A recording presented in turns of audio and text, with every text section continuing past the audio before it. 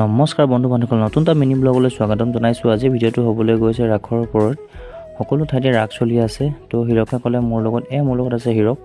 তো হিৰকে ক'লে বোলে ইভিনিং টাইম চাহ খাব যাওঁ, লগতে ৰাসো চাই আহিম। মই ভাবিলোঁ ভালেই লাগিলে, ইমান দিনৰ মই যিহেতু ৰাসৰ সময় এতিয়া সকলো ঠাইতে ৰাস চলি আছে।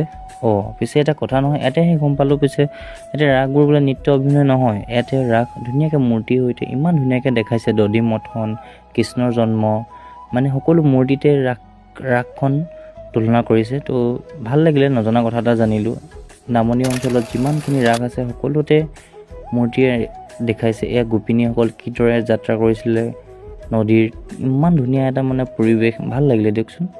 নেদেখা বস্তু এটা দেখিলে এনেই ভাল লাগে। তো সকলো অঞ্চলতে বেলেগ। আহি পিছে ইয়াতে আহি পালোঁ মেলা। তো ৰাসৰ মাজতে মেলাৰো আয়োজন কৰিছে। ভাবিলোঁ ইমান কিনো খাওঁ গধূলি টাইম, চাহ তাহ খাই পাণ এখন খাই ভাবিলোঁ যাওঁ আৰু। তো বাটতে আহি দেখিলোঁ